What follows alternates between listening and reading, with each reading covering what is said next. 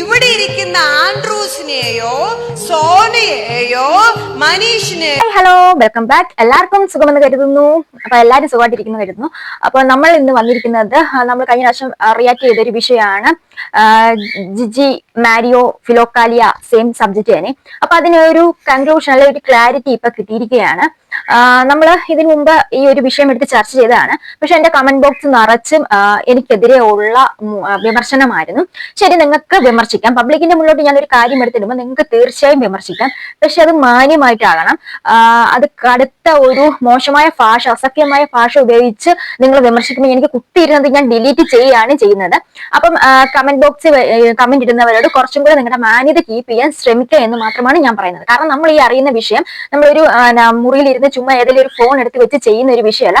കറക്റ്റായിട്ട് ആ സബ്ജക്ട് പഠിച്ച് അതിനുള്ള തെളിവുകളും കാര്യങ്ങളെല്ലാം നമ്മുടെ കയ്യിൽ കിട്ടിയതിന് ശേഷം മാത്രമാണ് നമ്മൾ ഒരു വീഡിയോ നിങ്ങളുടെ മുന്നോട്ട് പ്രസന്റ് ചെയ്യുന്നത്. അല്ലെങ്കിൽ വായി വരുന്നത് കോതയ്ക്ക് പാട്ടുന്ന പോലെ നമ്മൾ ഇവിടെ കിടന്ന് എന്തെങ്കിലും വളവളാന്നെടുത്ത് സംസാരിക്കുകയല്ല. നിങ്ങൾക്ക് അതിന്റെ ഒരു സബ്ജക്ട് കൈ വന്ന് അതിന്റെ കറക്റ്റായിട്ടുള്ള ക്ലാരിറ്റി കിട്ടണം എന്നുള്ള ഉദ്ദേശത്തോടും കൂടി മാത്രമാണ് നമ്മൾ ഓരോ വീഡിയോസും ചെയ്യുന്നത്. അപ്പൊ അത് 100% ജെന്യുവൻ ആണെന്ന് ഉറപ്പിച്ചതിന് ശേഷം മാത്രമാണ് നമ്മൾ ഈ വീഡിയോ ചെയ്യുന്നത്. അപ്പൊ കം ടു ദ പോയിന്റ്. നമുക്ക് ഫിലോക്കാലിയ ജിജി മാരിയോ സബ്ജക്ട്. അപ്പൊ ഇപ്പൊ പറയാനുള്ളത് വെളുക്കാൻ തേച്ചത് പാണ്ടായി എന്ന് മാത്രമേ പറയാവുള്ളൂ. ഇതാദ്യമേ ഈ സബ്ജക്ട് നമ്മുടെ ഫ്രണ്ടിലോട്ട് എടുത്തിട്ടത് ജിജിയാണ്, മാരിയോടെ വൈഫ്. പക്ഷെ ഇപ്പം പുറത്തോട്ട് വരുന്ന തെളിവുകൾ അടിസ്ഥാനപ്പെടുത്തി നോക്കുകയാണ്, അല്ലെങ്കിൽ ജിജി തന്നെ ഇട്ട് കൊടുത്ത ഓരോരോ വീഡിയോസിന്റെ ഒക്കെ അടിസ്ഥാനത്തിൽ നോക്കുകയാണെങ്കിൽ ഇപ്പൊ ജിജിക്ക് തന്നെ എഗനസ്റ്റ് ആയിട്ട് വരുന്ന ഒരു സമ്പ്രദായമാണ് ഇപ്പൊ കണ്ടുവരുന്നത്. ഈ വിഷയത്തെ കുറിച്ച് ഏറ്റവും കൂടുതൽ പ്രതികരിച്ച ഒരു ചാനലാണ് മറുനാടൻ മലയാളിയിലെ ഷാജൻ സ്കറിയ സാർ. അപ്പൊ ഷാജൻ സ്കറിയ സാർ ഒരു സബ്ജക്ട് എടുക്കുമ്പോൾ അതിന് വ്യക്തമായിട്ട് ക്ലാരിറ്റിയോട് കൂടി മാത്രം അദ്ദേഹം ഒരു വീഡിയോ ചെയ്യാറുള്ളൂ. അത് മാത്രമല്ല ജിജിയോ മാരിയോയുടെ അടുത്ത ഒരു സുഹൃത്തും കൂടെയാണ് സാറ്.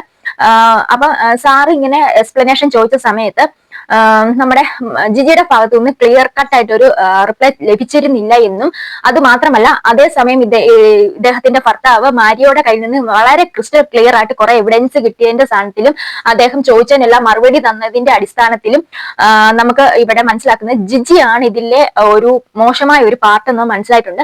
നമുക്ക് താമസിക്കാൻ നമ്മുടെ വീഡിയോയിലോട്ട് കിടക്കാം. അപ്പൊ ജിജി കഴിഞ്ഞ ദിവസം തന്റെ യൂട്യൂബ് ചാനൽ വഴി കുറച്ച് വെളിപ്പെടുത്തലുമായിട്ട് രംഗത്ത് വന്നിരുന്നു.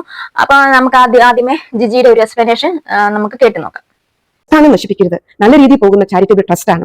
ഇപ്പോൾ നമുക്ക് അത് തന്നെ കൊണ്ടുപോയാൽ മതി. ഈ ഫിലോക്കാലിയ ഫൗണ്ടേഷൻ എന്നുള്ള കമ്പനി ആക്ടിലുള്ള പ്രസ്ഥാനമൊക്കെ കുറേയും കൂടെ വളർന്നു കഴിഞ്ഞിട്ട് പിന്നീട് നമുക്ക് ചിന്തിക്കേണ്ട കാര്യങ്ങളാണ്.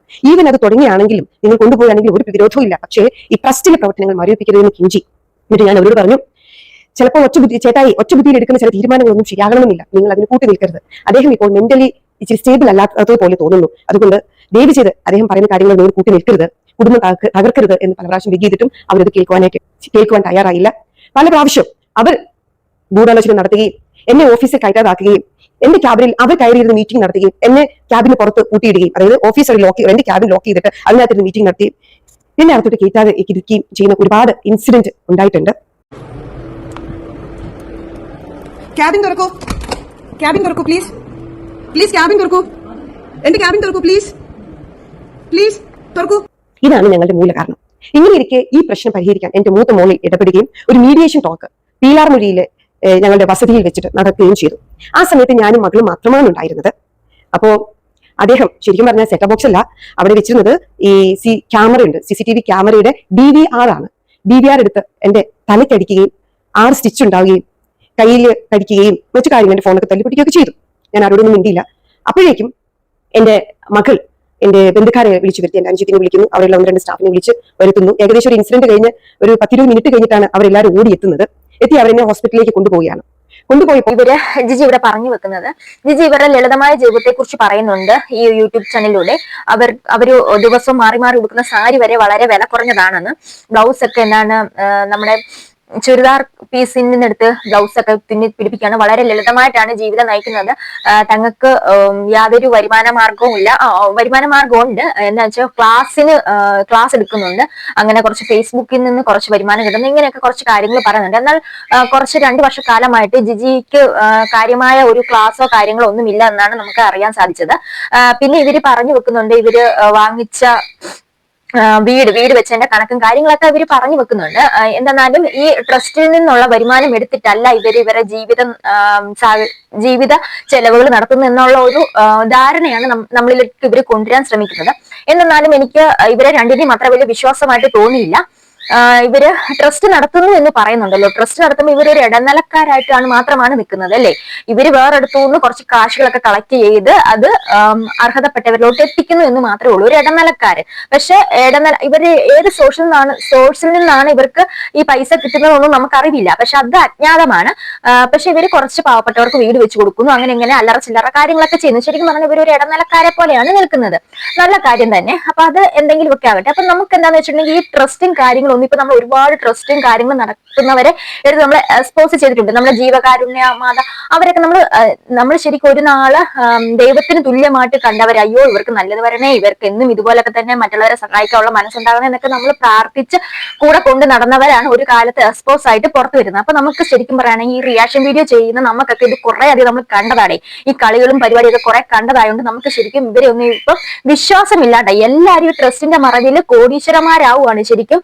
എന്തെങ്കിലുമൊക്കെ അങ്ങോട്ടും ഇങ്ങോട്ടും ശരിക്കും പറഞ്ഞാൽ പൊളിറ്റിക്സ് ആണ് ഇവിടെ നടക്കുന്നത്. നമ്മുടെ രാഷ്ട്രീയക്കാരെന്നാ ചെയ്യുന്നത്? ഇതൊക്കെ തന്നെ പാവപ്പെട്ടവർക്ക് കൊടുക്കേണ്ടതെല്ലാം കൈയിട്ട് വരും. അതേ സെയിം സിസ്റ്റം തന്നെ വേറൊരു വേർഷനാണ് ഇവിടെ നടക്കുന്നത്.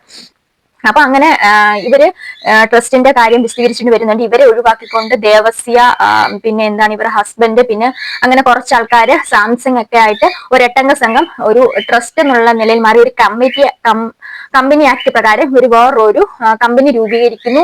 അതായത് ഫിലോക്കാമിയയുടെ പാരലായിട്ട് ഒരു കമ്പനി രൂപീകരിക്കുന്നു. അപ്പൊ ഇവർക്ക് അതിനകത്തൊന്ന് പൈസ എടുക്കാം എന്നൊക്കെ പറഞ്ഞുകൊണ്ടാണ് ഇവർ ഈ വീഡിയോ ചെയ്യുന്നത്. അപ്പൊ അതിന് ബദലായിട്ട് ഇത് ഇങ്ങനെ മാറിയതിന്റെ കാരണമൊക്കെ കാണിച്ചുകൊണ്ട് നമ്മുടെ മാരിയോ രംഗത്ത് വന്നിട്ടുണ്ട്. മാരിയോ രംഗത്ത് വന്നെങ്ങനെ വെച്ചിട്ടുണ്ടെങ്കിൽ മറുനാടൻ മലയാളിക്ക് മാരിയോ കറക്റ്റായിട്ടുള്ള എക്സ്പ്ലനേഷനും അതിന്റെ വീഡിയോയും ഓഡിയോ ക്ലിപ്പും സഹിതം കൊടുത്തിട്ടുണ്ട്. അപ്പം നമുക്ക് ഈ ഒരു വിഷയത്തിൽ ക്ലാരിറ്റി കിട്ടണമെങ്കിൽ അതും കൂടെ വെക്കണം. അപ്പൊ നമുക്ക് ആ ഒരു വീഡിയോ ഇതും കൂടെ കണ്ടിട്ട് വരാം. അവരെ തലയിടിച്ച് പൊട്ടിച്ച ദിവസം 25-ാം തീയതിയാണ്. അന്ന് തന്നെയാണ് ഹോസ്പിറ്റലിൽ പോയത്. പിറ്റേന്ന് അന്ന് അവിടെ അഡ്മിറ്റ് ആവാതെ തിരിച്ചു പോന്നു. പോലീസുകാർ വീട്ടിൽ ചെന്നിട്ടുണ്ട്. അപ്പോഴൊന്നും FIR ഇട്ടിട്ടില്ല. മറിച്ച് 30-ാം തീയതി ഞാൻ പോലീസ് സ്റ്റേഷനിൽ പോയി ഇനി ഇവരൊരിക്കലും ഞാൻ താമസിക്കുന്നിടത്ത് വരരുത് എന്ന് പോലീസുകാരോട് പറയാൻ പറഞ്ഞു. 31-ാം തീയതി അവർ FIR ഇട്ടു. അവരെന്നോടും പറഞ്ഞു, ജിജി എന്നോടും പറഞ്ഞു, സ്വമേധയാ കേസെടുത്താണ് പോലീസ്, ഞാൻ FIR ഇടിച്ചാലെന്ന്. അതെന്താണെന്ന് എനിക്ക് ഇപ്പോഴും മനസ്സിലായിട്ടില്ല. അപ്പൊ എന്റെ കയ്യിൽ 30-ാം തീയതി ഞാൻ കൊടുത്ത പരാതി സ്റ്റേഷനിൽ റിസീവ് ചെയ്ത റെസിപ്റ്റ് ഉണ്ട്. ഇവരുടെ FIR ഇടുന്നത് 1-ാം തീയതിയാണ്. പിന്നെ ആ മുറിയിലുണ്ടായ സംഭവം എന്താണെന്ന് പറയാം. അത് വളരെ നന്നായിട്ട് അറിയേണ്ട ഒരു കാര്യമാണ്. മുറിയിലുണ്ടായ സംഭവം, ഞങ്ങൾ ബോർഡ് മീറ്റിംഗ്, അതായത് ഈ സെക്ഷൻ 8 കമ്പനിയിലെ NPO നോൺ പ്രോഫിറ്റ് ഓർഗനൈസേഷന്റെ ഒരു മീറ്റിംഗ് ഞാൻ, ആ കമ്പനി നോക്കുന്ന അഡ്വക്കേറ്റ്, പിന്നെ ദേവസ്യ മാഷ്, അവരുടെ ഭാര്യ, പിന്നെ നമ്മുടെ സാംസൺ, ഞങ്ങളെല്ലാം കൂടെ ക്യാബിനകത്ത് കയറി, അത് അകത്തു നിന്ന് ലോക്ക് ചെയ്ത് കയറിയാണ് ഇന്ന് സംസാരിക്കുന്നത്. കാരണം ജിജി മദ്യപിച്ചെങ്ങാനും വന്നാൽ അടികൂടും എന്നുള്ള പേടി കൊണ്ടാണ്. പ്രതീക്ഷിച്ചതുപോലെ തന്നെ അവൾ എത്തിയിട്ട് കുറേ തെറി വിളിച്ചതിന് ശേഷം പിന്നെ അവൾ മൊബൈലിൽ കുറച്ച് വീഡിയോ പിടിച്ചു, DGPക്ക് അയക്കുന്ന അതായതാന്നൊക്കെ പറഞ്ഞ്. അത് കഴിഞ്ഞ് അവൾ ബഹളം വെച്ചപ്പം എല്ലാ സ്റ്റാഫുകളും തരണ്ട് കഴിഞ്ഞപ്പോൾ ഞാനത് തുറന്നു കൊടുത്തു. കാര്യം വക്കീലും കൂടെ ഉണ്ടല്ലോ, സമാധാനത്തോടെ സംസാരിക്കുന്നു കൊടുത്തിട്ട്. പക്ഷെ കയറി വന്നിട്ട് അവൾ ഒരുപാട് തെറിയും വഴക്കോ പറഞ്ഞു. ആ വീഡിയോ മൊത്തം ആക്ച്വലി സാംസങ്ങിന്റെ കയ്യിലുണ്ട്. സാംസങ് മൊബൈൽ പിടിച്ചു. അതിനകത്താണ് ആക്ച്വലി ജിജി സാംസങ്ങിനെ അടിക്കുന്നതും മാഷിനെ തെറി പറയുന്നതും ഇങ്ങനെയൊക്കെ ഉള്ള കാര്യങ്ങൾ. അപ്പം അവളെ ഞങ്ങൾ കൂട്ടിയിട്ടു എന്നും പറഞ്ഞാണ് അവൾ അവിടെ കിടന്ന് ബഹളം ഉണ്ടാക്കി. എന്നിട്ട് അവൾ സാംസങ്ങിനെ അടിച്ചിട്ട് ഇറങ്ങി പോകാൻ പറഞ്ഞപ്പോൾ ഞാൻ എഴുന്നേറ്റ് എന്ന് പറഞ്ഞു, ഞാൻ മാനേജിംഗ് ട്രസ്റ്റിയാണ്, എന്നെ കാണാൻ വന്ന ഗസ്റ്റാണ്, അങ്ങനെ ഇറക്കി വിടാൻ പാടില്ലെന്ന് പറഞ്ഞപ്പോൾ ഒതുങ്ങി. അതൊക്കെ സ്റ്റാഫുകൾക്ക് ഭയങ്കര ഫീലായി. അത് കഴിഞ്ഞ് പിറ്റേന്നാണ് സ്റ്റാഫുകളെല്ലാം എൻ്റെ അടുത്ത് പറയുന്നത്, നമുക്ക് ഈ ഓഫീസിൽ നിന്നാൽ ഇനി മാഡം എന്ത് ചെയ്യുമെന്ന് അറിയില്ല, പലർക്കുമാണ് തല്ല് കിട്ടുന്നത്, ചീത്ത പറയുന്നത്, കൊണ്ട് നമുക്ക് മാറിയാൽ. നമുക്ക് കുറെ കാര്യങ്ങൾ നമുക്ക് വ്യക്തമാണ്. ഈ വോയിസിൽ കാര്യങ്ങൾ പറയുന്നത് ജിജി ഒരു പിരിവാശിക്കാരിയാണെന്നുള്ള കാര്യം നമുക്ക് ഇത് വ്യക്തമാകുന്നുണ്ട്. അപ്പൊ ഇവര് കടുത്ത മദ്യപാനിയാണെന്നുള്ള രീതിയിലും പറയുന്നുണ്ട്. അപ്പം അതൊന്നും നിഷേധിക്കുന്നില്ല. അപ്പൊ ജിജി എന്തൊക്കെയോ മറച്ചു വെച്ച് ജിജി പുറത്തുവിടുന്ന പല വീഡിയോയും അപൂർണമാണ് എന്ന് മാത്രമാണ് നമുക്ക് മനസ്സിലാക്കാൻ സാധിക്കുന്നത്. അപ്പം ജിജി എന്തൊക്കെയോ ഒളിപ്പിക്കുന്നുണ്ട്. എന്തിന്റെ പേരിലായിരുന്നു ഇപ്പൊ ഈ ഒരു സംഭവം തന്നെ ജിജിയുടെ എടുത്തുചാട്ടം കാരണമാണ് ജിജി ഇപ്പൊ ഇവിടെ എക്സ്പോസ് ആയിരിക്കുന്നത്.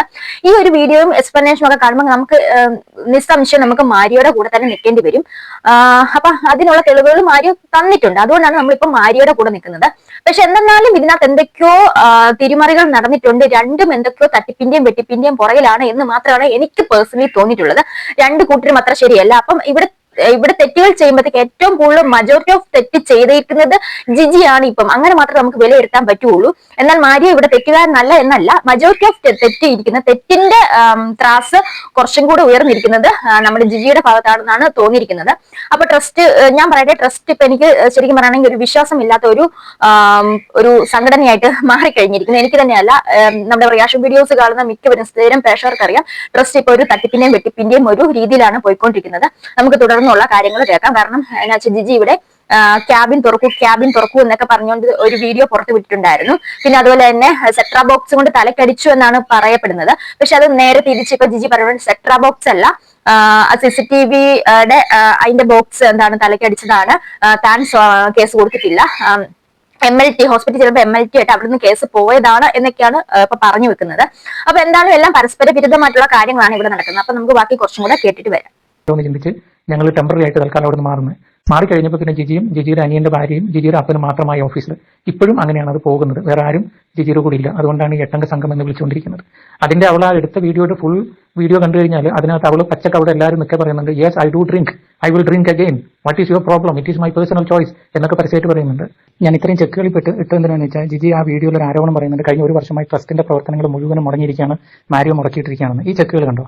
ഇതെല്ലാം ഈ മാസം 10-ാം മാസം, കഴിഞ്ഞ മാസം, ഈ മാസമൊക്കെ ആയിട്ട് ട്രസ്റ്റിന്റെ പ്രവർത്തനങ്ങൾക്ക് ട്രസ്റ്റിന്റെ ചെക്ക് ലീഫ് ഞാൻ തന്നെ സൈൻ ചെയ്ത് കൊടുത്തതാണ്. അതായത് ശശീന്ദ്രൻ വെലങ്ങാട് പണിയുന്ന ഒരു വീടിന് വേണ്ടിയുള്ളത്, മിനി പീറ്റർ മച്ചിപ്ലാവ് പണിയുന്ന വീടിനുള്ളത്, ആദിവാസികളുടെ ജാക്കിയുടെ റെന്റ് കൊടുത്തത്, സണ്ണി ജോസഫ് മുരിങ്ങൂരിലുള്ള ഒരാളുടെ വീടിന്. അപ്പൊ ജിജി പച്ചക്കള്ളമാണ് പറഞ്ഞത്. അതായത് കഴിഞ്ഞ ഒരു വർഷമായിട്ട് ട്രസ്റ്റിന്റെ പ്രവർത്തനം നടന്നില്ല എന്ന് പറയുന്നത് പച്ചക്കള്ളമാണ്.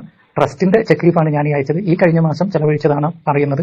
അപ്പൊ ഇങ്ങനെ ജനങ്ങളെ തെറ്റിദ്ധരിപ്പിച്ചാണ്, ട്രസ്റ്റെല്ലാം ഞാൻ മറിയിപ്പിച്ചിരിക്കുകയാണ്, ഒന്നും ചെയ്യുന്നില്ല എന്ന് പറഞ്ഞിട്ട്. പിന്നെ ചെക്കുകൾ ഇത് മാത്രമല്ല, ചെക്കുകൾ എല്ലാ മാസവും 3, 4, 5 ചെക്കുകളും കാര്യങ്ങളൊക്കെ പോയിട്ടുണ്ട്. പിന്നെ അവൾ തല കാണിക്കുന്നുണ്ടല്ലോ മുറിഞ്ഞത്. ആക്ച്വലി അത് അവളുടെ തലയായിട്ട് എനിക്ക് തോന്നുന്നില്ല. സത്യത്തിൽ അവൾ മൊബൈൽ പിടിച്ച് അപ്പത്തന്നെ തല കാണിക്കുകയാണെങ്കിൽ അതിനൊരു മര്യാദ ഉണ്ടായിരുന്നു, ക്യാമറ പിടിച്ചാൽ. ഇത് വേറെ ഏതൊരു തല പോലെ എനിക്ക് ഫീൽ ചെയ്യുന്നു. എന്റെ ഭാര്യയുടെ തലയല്ല അത്. പിന്നെ മെഡിക്കൽ റിപ്പോർട്ട് അല്ല കാണിക്കുന്നത്. അതായത് ഇപ്പോൾ ഒരാൾ ഹോസ്പിറ്റലിൽ അഡ്മിറ്റ് ആയി പോകുമ്പോൾ അല്ലെങ്കിൽ ഹോസ്പിറ്റലിൽ ട്രീറ്റ് ചെയ്ത് പോകുമ്പോൾ കൊടുക്കുന്ന ഒരു സമ്മറി ഉണ്ടല്ലോ, അതാണ്. അല്ലാതെ തലയിൽ ഇത്ര മുറിവുണ്ടെന്നോ അതോ ഇതോ പറയുന്ന ഒരു മെഡിക്കൽ റിപ്പോർട്ട് അല്ല അവൾ കാണിച്ചത് എന്നുള്ളതാണ്. പിന്നെ ട്രസ്റ്റിന്റെ പ്രവർത്തനം മുടങ്ങിക്കിടക്കുന്നു എന്ന് അവൾ പറയുമ്പോൾ ഓർക്കേണ്ടത്, ഈ കഴിഞ്ഞ മാസം മുതലാണ് മുടങ്ങിയത്. അവസാനം ഞങ്ങൾ ഇറങ്ങിയതിന് ശേഷം, അതായത് 25-ാം തീയതിക്ക് ശേഷമാണ് മുടങ്ങിയത്. കാരണം 25-ാം തീയതിക്ക് ശേഷം അവൾ ചെയ്തത്, സ്റ്റാഫുകളൊക്കെ അവിടുന്ന് മാറിയ ഉടനെ പുതിയ ലോക്കറ്റ് ഓഫീസ് പൂട്ടി. ഞങ്ങൾ ആരെയും അങ്ങോട്ട് കയറ്റാതിരുന്നു. അങ്ങനെ കയറ്റാതിരുന്നത് കൊണ്ട് ഇപ്പം ട്രസ്റ്റിന്റെ ചെക്കൊക്കെ അവിടെയാണ് കിടക്കുന്നത്, ട്രസ്റ്റിന്റെ എല്ലാ ഡോക്യുമെന്റും അവിടെയാണ് കിടക്കുന്നത്. മാത്രമല്ല അവൾ അവിടെ കിടന്ന ലോക്കറിൽ കിടന്ന ട്രസ്റ്റിന്റെ ഡോക്യുമെന്റ് എല്ലാം അർദ്ധരാത്രി കയറി മോഷ്ടിച്ചുകൊണ്ടുപോയി. ഞങ്ങൾ വക്കീൽ നോട്ടീസ് വരെ അയച്ചു, ഞങ്ങൾ പോലീസ് സ്റ്റേഷനിൽ വരെ പോയി പറഞ്ഞു ആ ഡോക്യുമെന്റ് തരാൻ. കാരണം മിനിറ്റ്സിലൊക്കെ അവർക്ക് എന്ത് കള്ളത്തരം വേണമെങ്കിലും എഴുതി ചേർക്കാം ഇനി. അതുകൊണ്ട് അതൊക്കെ ഒന്ന് തിരിച്ചു പിടിക്കാൻ ശ്രമിച്ചിട്ട് ഇതൊന്നും തന്നില്ല. ഇപ്പോഴും അവൾ പുതിയ ലോക്കറ്റ് പൂട്ടിയിരിക്കുന്നതുകൊണ്ട് ഞങ്ങൾക്ക് കയറാൻ പറ്റില്ല. മാത്രമല്ല കൊരട്ടി SHO ഞങ്ങളോട് പ്രത്യേകം പറഞ്ഞു, നിങ്ങൾ ഇനി അവിടെ കയറാൻ പോകരുത്, കാരണം കയറിയാൽ നിങ്ങൾ അതിക്രമിച്ച് വന്നു എന്ന് പറഞ്ഞ് നിങ്ങളെ തള്ളുകൊണ്ടു ചെയ്ത് വീണ്ടും FIR-നെ സ്ട്രോങ് ആക്കാൻ അവൾ നോക്കുന്നു. അതുകൊണ്ട് ഞങ്ങൾ അങ്ങോട്ട് പോയില്ല, അതുകൊണ്ട് പ്രവർത്തനം നടക്കുന്നില്ല എന്നേ ഉള്ളൂ. പക്ഷേ PKF-ന്റെ പ്രവർത്തനങ്ങൾ നടന്നുകൊണ്ടിരിക്കുന്നു. ഇന്നും ഒരു വീടിന്റെ തറയുടെ ബെൽറ്റ് വാർത്തു. UK-യിൽ നിന്നുള്ള ഹെത്രോ മലയാളി അസോസിയേഷൻസ് ആണ് അതിന് ഫണ്ട് തരുന്നത്, 8 ലക്ഷം രൂപ. ഞങ്ങൾ PKF-ൽ വാങ്ങുന്നില്ല, നേരിട്ട് ഈ ദേവു അമ്മച്ചിക്ക് ഒരു അക്കൗണ്ട് ഉണ്ടാക്കി അതിലേക്ക് ഇട്ട് കൊടുക്കുക ചെയ്യുന്നത്. ഇന്ന് 1.5 ലക്ഷം രൂപ, എനിക്ക് 1299 പൗണ്ട് അവർ ഇന്ന് ട്രാൻസ്ഫർ ചെയ്തിട്ടുണ്ട്. ഞങ്ങളുടെ അക്കൗണ്ടിലല്ല, അമ്മച്ചിയുടെ അക്കൗണ്ടിലാണ്. അതിൽ നിന്ന് എടുത്തിട്ട് അമ്മച്ചിയെ കൊണ്ട് ഒപ്പിടിച്ചത് എടുത്തിട്ട് നേരെ കോൺട്രാക്ടിന് കൊടുക്കുക ചെയ്യുന്നത്. തറയുടെ പണി കഴിഞ്ഞ് അതിന് ബാക്കിയൊന്ന് പൂർത്തിയാക്കും. ശരിക്കും ട്രസ്റ്റിന്റെ പ്രവർത്തനം 1 വർഷമായിട്ട് മുടങ്ങിയിട്ടില്ല, 2 ആഴ്ചയായിട്ടാണ് മുടങ്ങിയത്. അത് ജിജി തലയിടിച്ച് പൊട്ടിച്ച് കള്ളക്കേസ് കൊടുത്തതിന് ശേഷമാണ് മുടങ്ങിയത്. പിന്നെ ഒരു പ്രധാന കാരണം അതിൽ പറയുന്നുണ്ട്, ഞാൻ എന്റെ സ്വർണ്ണം വിറ്റിട്ടാണ് 1 ലക്ഷം രൂപ എന്തോ എടുത്തിട്ട് പണയം വെച്ചിട്ടാണ് ഞാൻ സ്റ്റാഫുകൾക്ക് ശമ്പളം കൊടുത്തത്. അവിടെ ഒരു സ്റ്റാഫും ഇല്ല, എല്ലാ സ്റ്റാഫുകളും PKF-ന്റെ കൂടെ പോകുന്നു, എല്ലാവർക്കും ശമ്പളം കൊടുക്കുകയും ചെയ്തു. ഇതിപ്പോ എന്നാന്ന് ചോദിച്ചു കഴിഞ്ഞാൽ, അവളുടെ അമ്മയുടെ ബ്രദറാണ് ജനറൽ മാനേജർ. 30,000-40,000 എന്തോ കൊടുക്കണം. അമ്മയുടെ ബ്രദറിന് അവൾ കാശ് കൊടുത്തു. പിന്നെ അവിടെ ഇരിക്കുന്ന റിസപ്ഷനിൽ ഇരിക്കുന്ന അവളുടെ അനിയന്റെ ഭാര്യയാണ് റിങ്കു, അവൾക്ക് ശമ്പളം കൊടുത്തു. എന്നല്ലാതെ ചിലപ്പോൾ ബിൽഡിങ്ങിന്റെ വാടകയും കൊടുത്തു കാണും. അതിനുവേണ്ടിയായിരിക്കും ഇത്രയും ചെയ്തെന്ന് പറഞ്ഞു, അല്ലാതെ സ്റ്റാഫുകൾക്ക് ശമ്പളം കൊടുക്കാൻ അതിന്റെ ആവശ്യമില്ല. വലിയ ഒരു ഭീതി സൃഷ്ടിക്കുന്ന രീതിയിലാണ് നമ്മുടെ ജിജി ഇവിടെ വരുന്നത്. അതായത് തല അടിച്ച് പൊട്ടിച്ചു, 6 സ്റ്റിച്ച് ഇട്ടേക്കുന്ന സംഭവമൊക്കെ അത് വേറെ മറ്റൊരാളുടെ തലയാണ്, തന്റെ ഭാര്യയുടെ അല്ല, പിന്നെ അവിടെ കാണിക്കുന്ന റിപ്പോർട്ടുകളൊന്നും ശരിയല്ല എന്നൊക്കെ പറഞ്ഞുകൊണ്ട് തെളിവ് സഹിതം. പിന്നെ ജിജി തന്റെ വീഡിയോയിലൂടെ ഉടനീളം പറയുന്നുണ്ടായിരുന്നു, ട്രസ്റ്റിന്റെ പ്രവർത്തനം നിലച്ചിരിക്കുകയാണ്, കുറെ 10-30 വീട് വെച്ചുകൊണ്ടിരിക്കുന്ന ഈ സാഹചര്യത്തിൽ ആ വീട് പണിയെല്ലാം നിലച്ചിരിക്കുകയാണെന്ന് പറയുമ്പോൾ തന്നെ ഇവിടെ മാരിയോ ആ മാസം, അതായത് 9-ാം മാസമോ 10-ാം മാസം ഒക്കെ ആയിട്ട് കൊടുത്ത ചെക്കുകൾ, 9-ാം മാസം തോന്നുന്നു, ചെക്കുകളുടെ ലിസ്റ്റ് സഹിതം ഇവിടെ കാണിക്കുന്നുണ്ട്. അപ്പൊ തന്നെ നമുക്ക് മനസ്സിലാക്കാം ഇത് ഈ ചെക്കുകൾ മാത്രമല്ല, ഇതിൽ കൂടുതൽ ചെക്കുകൾ നമ്മുടെ ട്രസ്റ്റിന്റെ പേരിൽ കൊടുത്ത ചെക്ക്, ഒപ്പിട്ട് കൊടുത്ത ചെക്കുകളാണ്. ഇത് പല വീട് പണികൾക്ക് ആവശ്യമായിട്ട് പല കോൺട്രാക്ടർമാർക്ക് കൊടുത്ത് കൈമാറിയ പൈസയുടെ തുകയുടെ ചെക്കാണെന്ന് പറഞ്ഞുകൊണ്ട് അത് കാണിക്കുന്നുണ്ട്. അപ്പം ഇവിടെ എല്ലാം നമുക്ക് മനസ്സിലാകുന്നത് ജിജി ഇവിടെ ശരിക്കും കള്ളം പറയുകയാണ് എന്നാണ്. എന്തിന്റെ വേണ്ടിയായിരുന്നു ഇത്രയും കള്ളം പറച്ചില്? അപ്പം ഇപ്പൊ ആരാണ് ശരിക്കും പെട്ടിരിക്കുന്നത്? ജിജി തന്നെയാണ്.